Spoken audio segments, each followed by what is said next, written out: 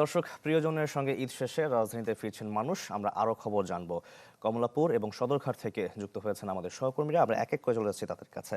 শুধু চলে যাচ্ছি কমলাপুর রেল স্টেশনে, যেখানে রয়েছেন স্বপ্নীল শাহরিয়া। শিশির, জানাবেন রেল স্টেশনের চিত্রগুলো কেমন দেখছেন? যাত্রী ভোগান্তি আছে কিনা? ট্রেনগুলো সময় মতো আসছে কিনা?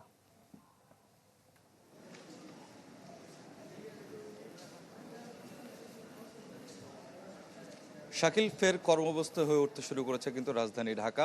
প্রিয়জনের সাথে ঈদ উদযাপন শেষে অনেকেই যারা বিভিন্ন কারণে এই ঢাকাতে বসবাস করেন তারা কিন্তু ফিরতে শুরু করেছেন। আপনি জানেন যে গতকালই কিন্তু যে সরকারি ছুটি রয়েছে সেই সরকারি ছুটি শেষে অফিস আদালত খুলতে শুরু করেছে, তবে বেসরকারি অনেক প্রতিষ্ঠান কিন্তু এখনো বন্ধ রয়েছে। তো সে কারণে দেখা যাচ্ছে যে প্রিয়জনের সাথে ঈদ উদযাপন করে কিংবা অবকাশ যাপন করে অনেকেই আসলে রাজধানীতে ফিরছেন ট্রেনে করে।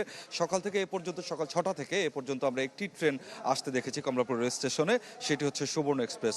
সেই ট্রেনটি কক্সবাজার চট্টগ্রাম হয়ে তারপর রাজধানীতে ঢাকা এসে পৌঁছেছে এবং সেই ট্রেনের যারা যাত্রী ছিলেন তাদের সাথে আমাদের কথা বলবার সুযোগ হয়েছে। তারা আমাদেরকে যেটি জানিয়েছেন যে ট্রেন নির্ধারিত যে সময় ছিল সেই সময়েই নির্ধারিত স্থান থেকে ঢাকার উদ্দেশ্যে যাত্রা করেছে এবং সেরকম ভিড় কিন্তু তারা ট্রেনে দেখতে পাননি এবং টিকিট নিয়েও তারা কোনো অভিযোগ আসলে আমাদের কাছে করেননি।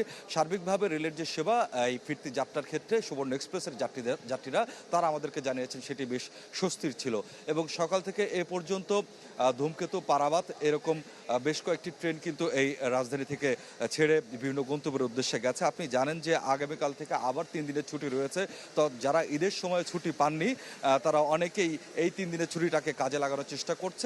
তারা নিজেদের গ্রামের বাড়ি কিংবা অন্যান্য যে ধরনের গন্তব্য রয়েছে সেসব গন্তব্যের দিকে তারা কিন্তু যাত্রা করছেন এবং তারাও যারা ঢাকা থেকে বিভিন্ন স্থানে যাচ্ছেন তারা আমাদেরকে যেটি জানিয়েছেন যে তাদেরও টিকিট পেতে সেরকম ভোগান্তি হয়নি এবং নির্ধারিত যে সময় রয়েছে, একটি ট্রেন ছিল সকাল 6টায়, আরেকটি 6:30টায় এবং আরেকটি ট্রেন রয়েছে সকাল 7টায়, অর্থাৎ কিছুক্ষণের মধ্যে সেই ট্রেনটিও এই নির্ধারিত সময় ট্রেনগুলো ছেড়ে যাচ্ছে।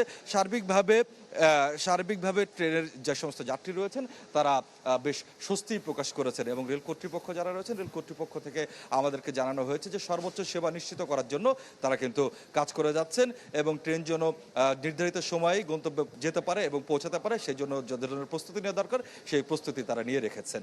শাকিল, শিশির, ধন্যবাদ আপনাকে। এবার চলে যাব সদরঘাটে। তানজিলা, জানাবেন না যাত্রীদের ভিড় কেমন দেখছেন, সার্বিক পরিস্থিতি কেমন, সবকিছু মিলিয়ে এখানেও কি একই অবস্থা? কেউ আসছেন, কেউ যাচ্ছেন, জানাবেন।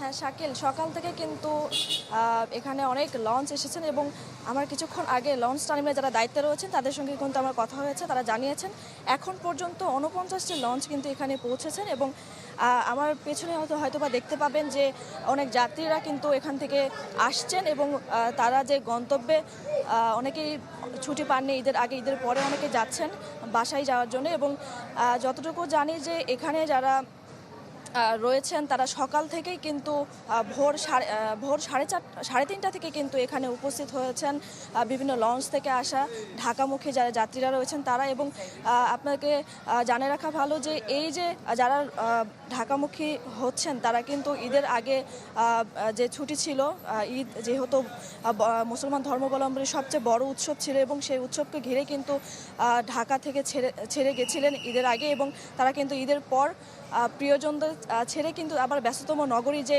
সরকারি যেহেতু ছুটি এবং আবার সেই কর্মমুখী জীবনে ফেরার জন্যই কিন্তু ঢাকাতে এসেছেন এবং সব কিছু মিলে যদি বলি যে এই যে যারা এখানে আসছেন এখন পর্যন্ত তেমন কোনো দুর্ঘটনার ঘটনা পাওয়া যায়নি, কিন্তু এর আগে কিন্তু আমরা দেখেছি যে ঈদের আগে কিন্তু একটা দুর্ঘটনা ঘটেছিল এবং সেই দুর্ঘটনা ঘটলেও ঈদের যে ফেরার পথে কিন্তু তেমন কোনো দুর্ঘটনা ঘটে নাই এবং এখানে যারা আইনশৃঙ্খলা বাহিনী রয়েছেন তারা কিন্তু বলছেন যে এখন পর্যন্ত তেমন কোনো খারাপ পরিস্থিতি দেখেন নাই এবং এখানকার যারা পুলিশ রয়েছেন এবং ফায়ার সার্ভিসের যারা কর্মী রয়েছেন তারাও কিন্তু এখানে বিভিন্ন সময় টহল দিচ্ছেন এবং দেখছেন যে আসলে কোনো খারাপ পরিস্থিতি হচ্ছে কিনা।